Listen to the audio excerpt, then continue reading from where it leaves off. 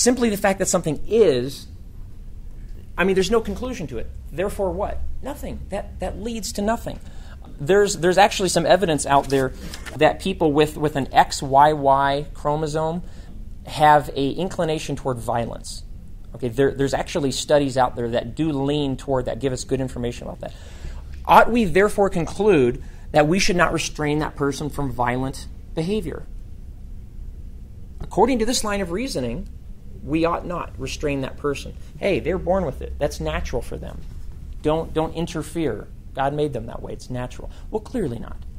All law goes against what's natural, quote unquote natural, and says, no, there's still an expectation.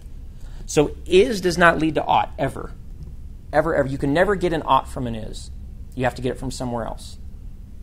So that's one of the biggest problems there. Number 3, the idea of constitutional homosexuality is totally foreign to the text. This would be like saying, Paul's saying, if you burn toward the same sex, don't you dare burn toward the opposite sex. Is that really what he's saying there in the passage? And again, as the next point is number 4, this kind of brings it a little closer to home. If all who have a desire for the same sex do so naturally, who in the world is this verse applying to? Who's hopping into bed with someone that they have no inclination or desire to have sex with? Who does that? As far as I know, no one. Maybe you might say, well, he's talking about bisexuality, but you still have the desire. What kind of person would ever have sex with someone, unless they're forced to, if they have no desire? Think about it. Who in the world is Paul talking to? As far as I've come in contact with, no one. So clearly, Paul does not have in mind constitutional homosexuality versus a heterosexual person having sex with a male who doesn't want to and has no desire to. And then finally, number 5, Paul was not unclear by what he meant by unnatural. This is the clincher. This is the strongest argument, I think, from the text. The word that Paul is speaking of is not desire. He's talking about function. He's talking about activity, not inclination. Does that make sense? He's not condemning a homosexual desire in this text. He's condemning the action, the function.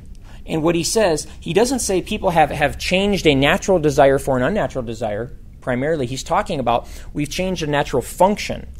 He's talking about plumbing, the way in which a male, female come together and fit. He's saying that's natural. And to exchange a natural function for another natural function, that's the problem. So he's not talking about this changing something internally inside you. He's just talking about the pragmatic function of sexual practice. That's what he's talking about there in Romans 1. And he says that comes from a degrading passion, but he's primarily speaking of function, not inclination or intent. 2 other passages here, and I just want to go through this real fast so we can have a little bit of time for just dialogue and questions if you guys have it. 2 other passages that talk about it that are at least helpful to know some of the technical language that's used there. 1 Corinthians 6, 9 through 10. These are 2 other places that Paul addresses it.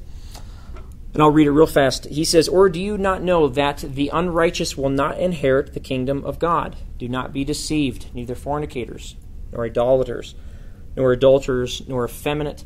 Now, I'll talk about what those words are here in a second. "Nor homosexuals, nor thieves, nor covetous, nor drunkards, nor revilers, nor swindlers will inherit the kingdom of God." Second place where he gives this sort of list-type example of saying that which is contrary to following God is 1 Timothy 1, 9 through 10.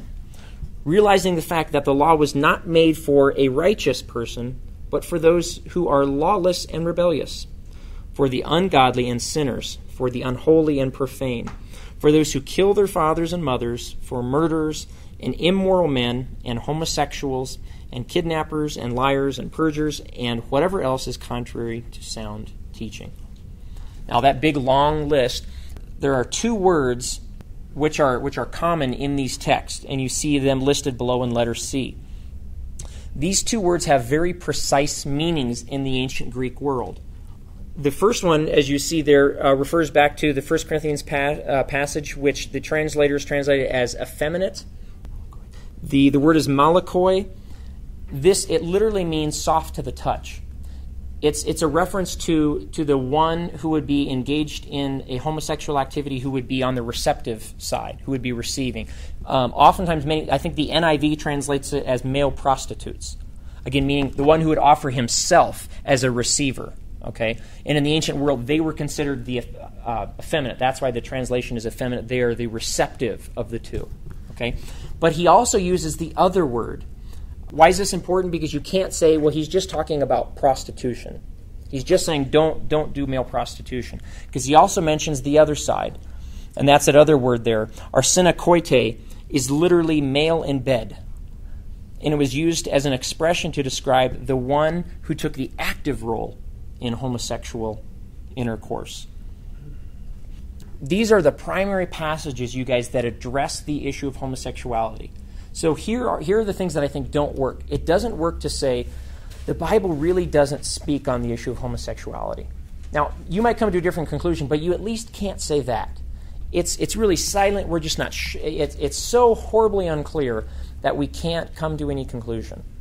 Nor, I don't think, can you say Paul had in mind these ideas like constitutional homosexuality, which, as far as I know, is a fairly recent idea in the history of the world.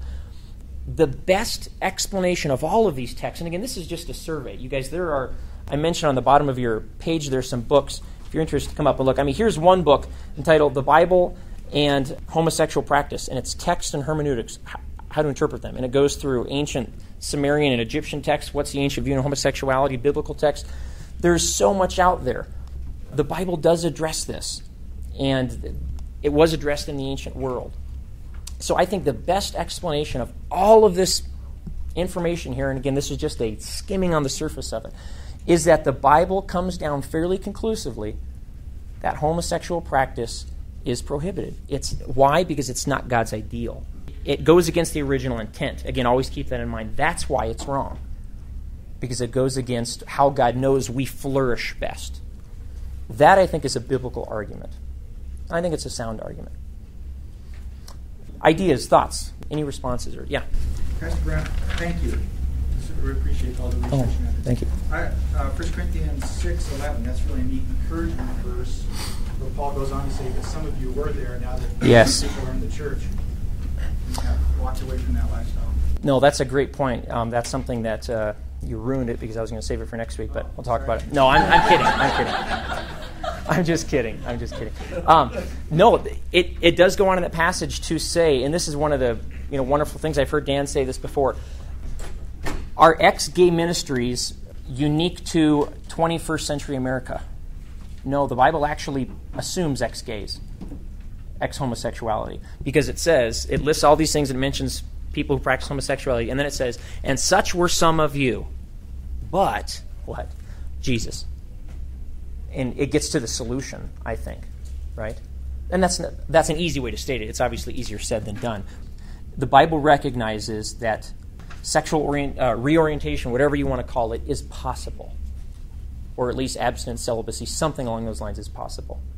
And good and intended in that case. Thank you for pointing that out, actually. Seriously. Yeah? I think that same verse is real good at pointing out that that's not the only sins. Or yes. There are. It's right up there. Coveting something is right up there with that same verse, as well as idolatry and drunkenness and reviling and all that. No, that's a wonderful point, and again, that's why I wanted to be really careful at the beginning. To point out and say, please do not walk away thinking that we single out one sin and say, this is horrible up here. If you suffer from this, man, you're on a lower ground. That is absolutely untrue biblically. Important phrase for us to remember is the ground at the foot of the cross is level.